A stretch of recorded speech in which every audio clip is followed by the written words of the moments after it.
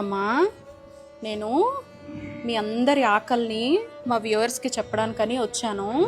సరేనా? మీ అందరి ఆకలి తీర్చాలి అని మీరు బ్లెస్ చేయండి.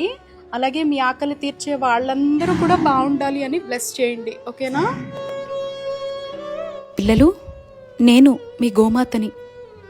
మీతో ఒక్క నిమిషం మాట్లాడొచ్చా?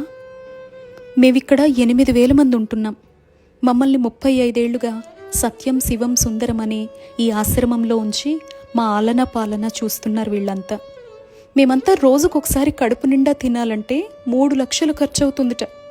మీ అందరికీ అర్థమయ్యేలా చెప్పాలంటే ఒక్కరం తినాలంటే 40 రూపాయలు.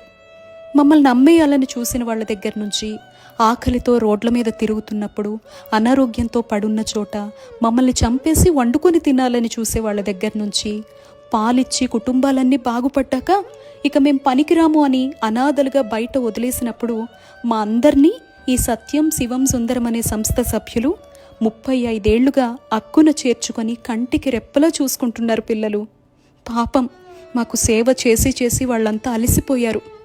85 ఏళ్లకు పైగా వయస్సు పైబడ్డారు. మా ఆహారం కోసం వాళ్ళ రక్తాల్ని జీవితాల్ని ధారపోసి దాతల్ని ఎంత వెతికి పెట్టినా ప్రస్తుతం అయితే కష్టంగానే ఉంది పరిస్థితి.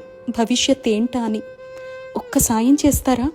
ఒక్క రూపాయి మీ సంపాదనలో నాకు పెట్టగలరా? ఈ సమాచారం ఇంకొకరికి షేర్ రూపంలో చేస్తారా? అలా మీరంతా సహాయం చేస్తే మేము కడుపు నిండా తింటాం. బాగా ఆకలేస్తోంది మిత్రమా. ఊరికే ఏం కాదులే, నన్ను సకల దేవతా స్వరూపం, 3,000,000 దేవతల నిలయమని పూజలు అభిషేకాలు అక్కడ కనపడే రాయిపై కుమ్మరిస్తూ ఉంటారు కదా.